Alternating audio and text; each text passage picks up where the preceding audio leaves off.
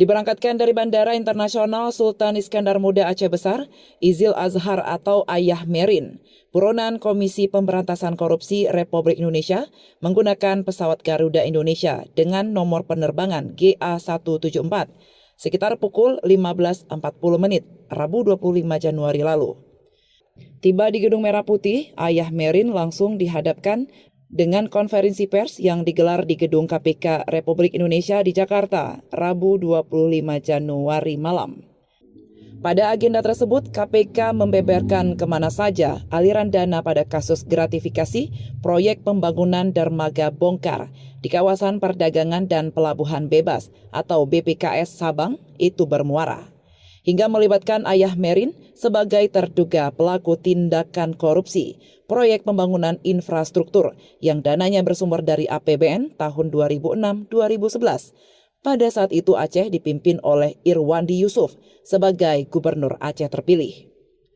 KPK juga menyebutkan Gubernur Aceh Irwandi Yusuf diduga menerima uang gratifikasi yang dimaksud yang diserahkan melalui tersangka Ayah Merin yang dilakukan secara bertahap dengan jumlah nominal bervariasi dari tahun 2008-2011 hingga total berjumlah 32,4 miliar rupiah. Sekitar tahun 2027 sampai dengan 2012, IY selaku Gubernur Nanggroe Aceh Darussalam menerima uang yang berjumlah sekitar 32 miliar 454 juta 500 rupiah.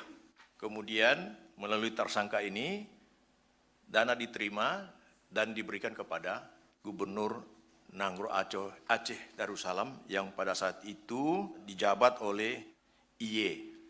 Dana yang diterima sebanyak itu diberikan secara bertahap. Uang ini berasal dari seperti saya katakan tadi proyek yang dananya bersumber dari APBN.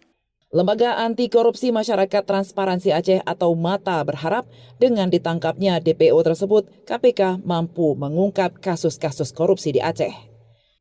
Kasus ini harus diungkap secara transparan, terbuka, karena ini menyangkut soal akuntabilitas, terutama bagi rakyat sendiri ingin mengetahui terhadap perkembangan tersebut, sehingga ini sudah menjadi atensi publik kasus DPO tersebut. Dan proses pengungkapan aliran dana, kita meyakini bahwa ini ada pengembangan kasus tersebut setelah ditangkapnya DPO. Sebenarnya ini menjadi momentum bagi KPK, walaupun kita tahu bahwa sebelumnya KPK juga sudah melakukan proses penyelidikan terhadap ada 5 kasus yang dipanya sampai 5,4 triliun di Aceh. Walaupun kasus ini sampai sekarang belum ada proses peningkatan ke penyidikan. Akan tetapi ini menjadi pintu masuk bahwa apa yang sudah saya sampaikan tadi, bahwa kasus korupsi ini tidak berdiri pada satu orang, tapi lebih daripada satu orang. Ini menjadi catatan penting dan kita berharap bahwa KPK juga melakukan pengembangan terhadap kasus tersebut. Izil Azhar atau Ayah Merin selanjutnya akan menjalani proses penyelidikan lebih lanjut terkait kasus dugaan tindak pidana korupsi dan KPK akan menahan Izil Azhar selama 20 hari ke depan. Dari Banda Aceh, Lala Nurmala melaporkan untuk Puja TV Aceh.